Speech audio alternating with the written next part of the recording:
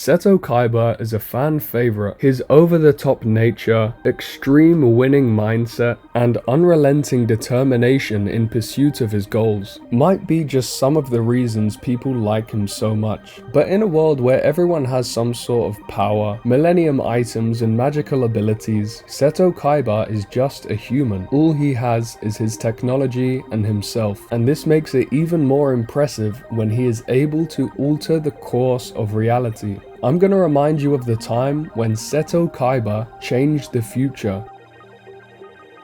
No, I'm not joking, neither am I exaggerating. One of the Millennium items, the Millennium Necklace, allows Ishizu, the holder of this item, to see into the future. And as ridiculous and overpowered as that ability is, there was something even more overpowered and ridiculous, and that is Seto Kaiba. It all begins in Battle City. Kaiba has been matched up against Ishizu, who turns up late. And understandably, Kaiba is insulted and furious that some nobody dares to show up late to duel him, and it's revealed that this is Marik's sister and she wants to save him, but she declares before the duel begins that she knows the outcome of the future and the outcome of this duel, in which Seto Kaiba will lose. Very much a bold statement, but she claims that she knows this because of the power of her Millennium Necklace, to which Kaiba says he doesn't believe in magic and he is going to win the duel. As usual, Seto Kaiba is extremely confident going in, claiming that she was stupid to give him Obelisk the Tormentor, as he will use it to defeat her. But much to Kaiba's shock, Ishizu is able to perfectly predict all of his moves. However, despite being able to predict his moves, it does actually appear that she's on the defensive, and even that she's losing the duel, with Kaiba being able to use his Crush Card Virus, as well as forcing Ishizu to use Swords of Revealing the Light to buy time. Despite this, she still continues to make correct predictions, like knowing that Kaiba will pass his turn. Ishizu gets to a point where she says this is your last turn, believing that Kaiba will lose after playing Obelisk the Tormentor, and initially Kaiba says, "Nothing will stop you from Obelisk's wrath," fully intending to use the card to win the duel. Kaiba remains in complete control of the duel.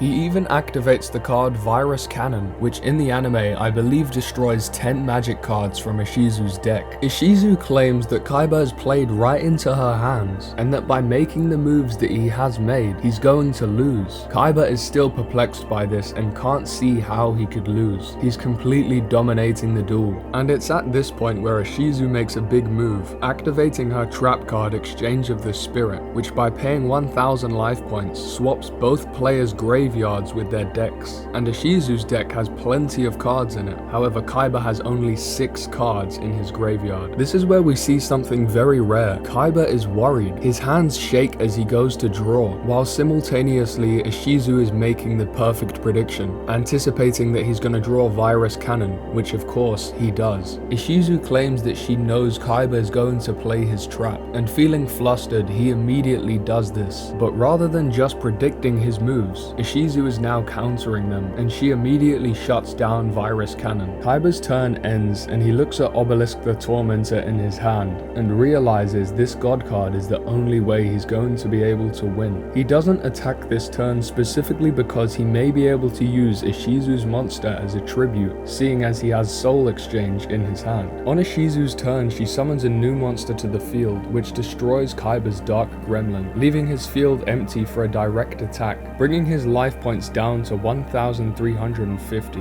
Kaiba begins his next turn, but the card that he drew is immediately destroyed by Ishizu's trap. Kaiba only sets one card face down and ends his turn, waiting for Ishizu to summon a third monster so that he can tribute them to summon Obelisk the Tormentor. Ishizu places a trap which is attached to one of her monsters, and when they're tributed to summon Obelisk, this will transfer to Obelisk, and this is how Ishizu plans to win. Kaiba considers that he may be walking into a trap and that Ishizu may have planned for this. However, he decides to continue with his plan anyway, since he believes this is his only chance to summon Obelisk and he doesn't want to miss that chance. So Kaiba summons his god card, Obelisk the Tormentor. But little does Kaiba know, as soon as he tries to attack Ishizu and finish the duel, he will be the one that loses. But just as Kaiba calls out his monster to attack, the Millennium Rod starts to glow in Marik's hand, and Kaiba starts to see visions. He sees a vision of the stone tablet with the Egyptian gods on it, and then the lone stone tablet of Blue Eyes White Dragon, along with his ancient Egyptian counterpart, who is holding Kisara, someone who is very important to Blue Eyes White Dragon and Seto Kaiba, especially his ancient Egyptian counterpart. Kaiba has been rejecting the idea of magic, saying that it's all nonsense, and he refuses to partake in any of that kind of activity, not possessing a millennium item, only relying on his technology. The only thing he believes in is himself.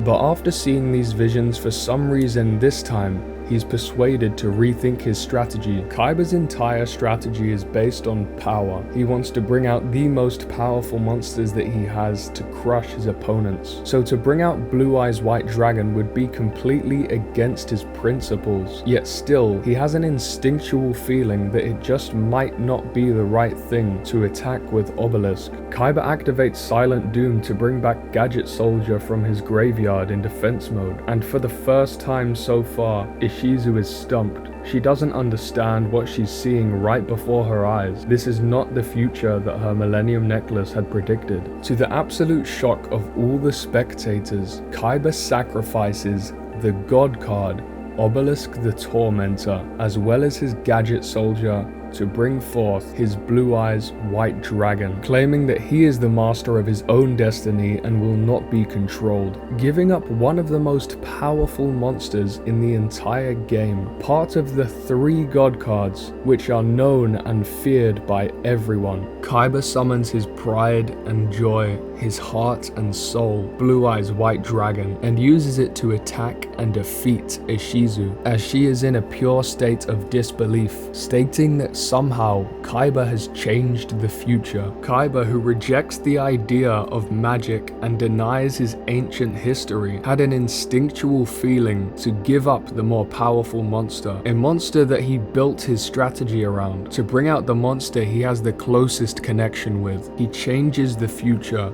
shocks all spectators, and neglects his original strategy, refusing to do the logical thing and acting on emotion and instinct. Somehow acting out of character and in character at the exact same time. The idea for this duel is simply brilliant. Nobody expected Ishizu to win, but somehow for a brief moment you thought she might just fool Kaiba. With power similar to Pegasus, who also managed to defeat Kaiba, these 2 episodes almost fool you into thinking Kaiba might just lose. In this arc of Yu-Gi-Oh! I find it very unpredictable and very well written, providing some of the most entertaining duels in Yu-Gi-Oh! Kaiba changing the future, 2 evil spirits facing off against each other in Marik and Bakura, Joey showing unbelievable resilience, which I do have a video on, by the way. Overall, these are some of the most entertaining duels I've seen, and this one is how Seto Kaiba defied fate.